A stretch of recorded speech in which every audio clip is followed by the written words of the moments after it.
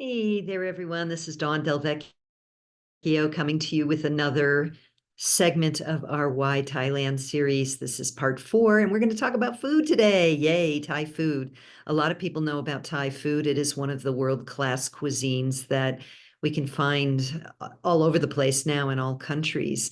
And for those of you who are listening to this who have lived in or spent time in Thailand, you know that when you're actually on the ground in Thailand having Thai food, it is above and beyond most of what you can find in other parts of the world. And part of that has to do with the supplies, and the kinds of fruits and sauces and things that are available there, or items to make the sauces.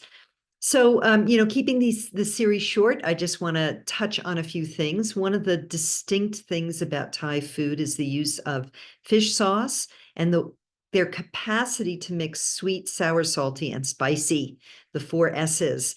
And, that goes to everything from these sort of sour salads. Did I say sweet, sour, spicy, and salty? Yeah.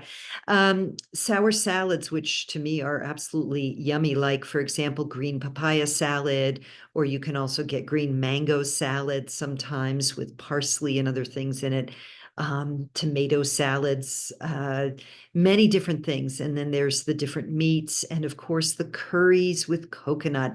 That's another very popular one. The use of coconut in a way that is very finessed and sublime. Particularly, there's green curries, yellow curries, red curries, spicy. There's one called a drunken noodle curry, drunken noodles. Well, there's drunken noodles, and then there's like a drunken curry, a very spicy one. And then there's also the northern khao soi, which many of you may know, a coconut-based red curry that's absolutely heavenly.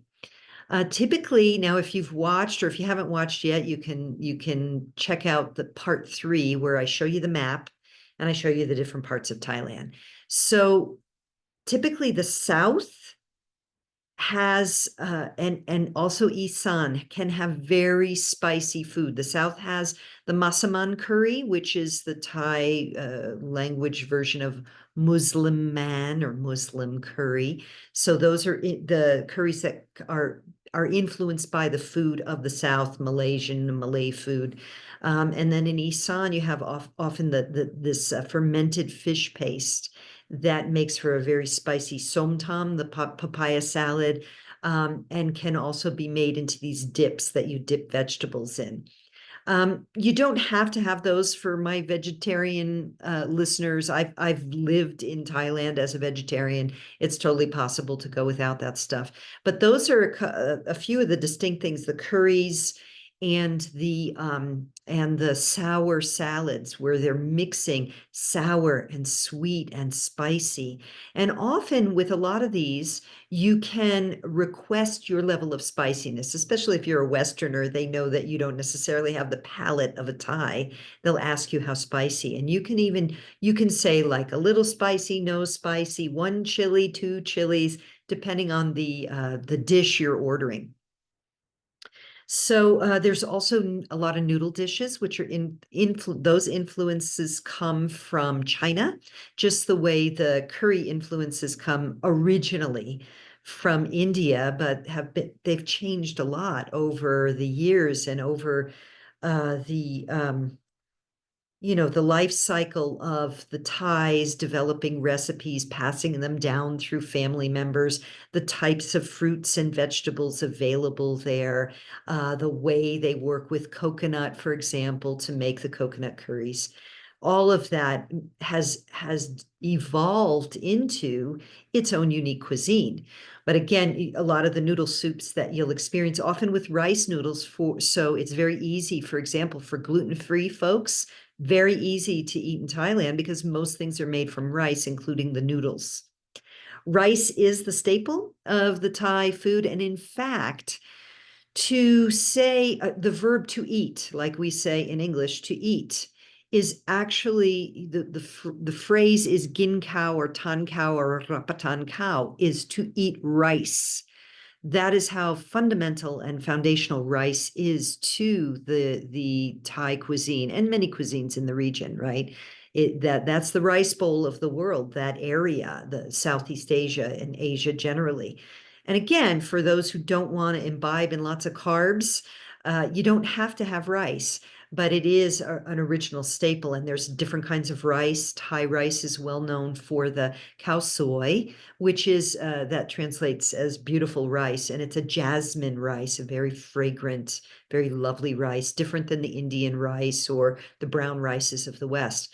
And then there's also sticky rice, khao niao, which is more in the Isan or the Northeast area and the Lao area. And that's sticky rice where you literally, it's sticky.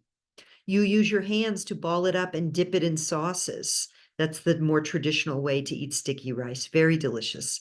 It's got its own unique flavor, and it's more sticky if you're thinking like maybe Japanese rice for sushi. That's still not as sticky as sticky rice. Sticky rice really is like it'll stick to your fingers too if you depending on how properly it's cooked. So rice is the main staple. The influences of India and China are very much there, but retranslated for Thai cuisine. And the other thing I want to say, there's a couple more things I want to share with you. I don't know if any of you, please share, if you've been to Thailand and you've had this experience, I would love to hear from you. No matter how long I've been traveling there and lived there, no matter how many things I think, oh, I've tried every Thai food. I've seen every Thai food. Or I've seen every Thai food. I don't always want to eat them all because they have bugs and funky fish fermented things I don't like. I think I've seen it all. And then I'll come across something and I'm like, what's that? I've never seen that before. I can't believe after 25 years, I have not come across this yet. So I'll be curious for anyone here who does live in or has lived in Thailand, if you too have had that experience of, you're like, yeah, I'm an old hat at Thailand. I'm sure I've been exposed to all different Thai food. And then you're like, what's that? So for example, today I had my Thai language lesson with my teacher, and there are many different kinds of mangoes. Now we'll talk about fruit. Many different kinds of mangoes, many different kinds of bananas, and many different degrees of ripeness of different fruits. And the Thais often have a word for the different degrees of ripeness of, for example, mangoes, because they don't just eat mangoes when they're sweet and ripe and sticky. They eat them when they're green and they're sour. They eat them when they're green and hard, but not really sour, but not really sweet yet. And they're different kinds. And then there's many different kinds of bananas. So there's these different words for all these. And don't worry, if you're visiting there, you don't have to know these words. It's just interesting to see the diversity of course, tropical fruit, right? The diversity of food and the use of fruits and the use of different phases of ripeness for different types of meals. It's absolutely delicious, actually. So let's see, there was one other thing. What was the other thing I wanted to say? I talked about the different, I mean, there's a lot more to say about regional cuisine. The street food scene in big cities and the value of experiencing that. Now, I get it. People are concerned about Bangkok belly or, Delhi belly, whatever you want to call it, Montezuma's revenge, depend on the country you're in, right? And you do want to be aware not to drink the water from the tap. However, the Thais don't drink the water from the tap either, unless maybe if they're very poor. And I don't even think then you can get purified water pretty easily. And most ice is okay too. But if you're concerned and you're not used to that area, you can avoid ice. And you do the usual things like you don't eat the skins of fruit, you peel them, eat fruit that you can peel, and all of that sort of thing. However, I would really encourage you to try the street food if you have the opportunity, if you are going to go there, and use your own intuition. I mean, not all street food stalls are clean, but many of them are. Street food is a very big part of Thai culture, and some of it is absolutely fantastic, absolutely delicious. The pancakes that are really more like it's almost like an omelet, but very thin, almost like a crepe, where they have this is a Muslim thing that you see it more in the South, but you can see it in Bangkok, a little bit in the North in the tourist areas, where they have the big hot pan and then they pour the batter and then you can put different things inside of it. Fruit stalls, fruit shakes, many, many things, noodles, all kinds of dishes, curries, etc. So that is one way that you can avail yourself of some really interesting and delicious cuisine. And sometimes things that you try and you're like, yeah, I'm not going to do that again. It's okay. Thank you.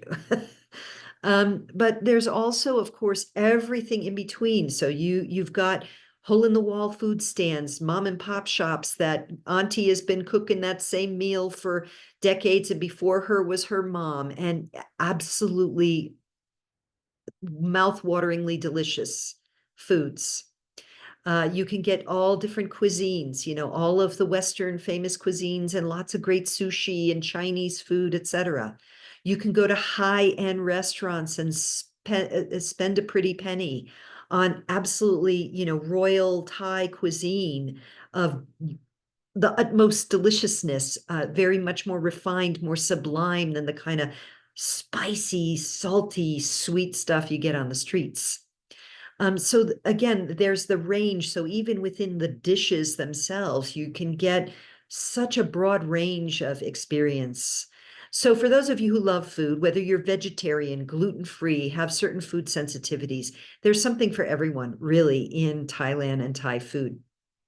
So for those of you who will be joining me, who are thinking of joining me here at this, you can see this beautiful Sunrise Beach Resort on Koh Chang for my retreat. All the meals are included. We will have beautiful meals, vegetarian accommodating, of course. And there's also a restaurant next door and also some other beautiful fresh seafood places that we might want to avail ourselves of as well. And of course, if you want to cruise around the island at all or take a tour in Bangkok prior to our arrival here, there will be so much food available for you to explore and try with me and my sister friend, my Thai sister friend as well, to offer some guidance and advice. Okay, so with that, I'm going to sign off for now. I hope that this has given you a little taste, pun intended, of Thai cuisine. Have a blessed day. Thank you for joining me.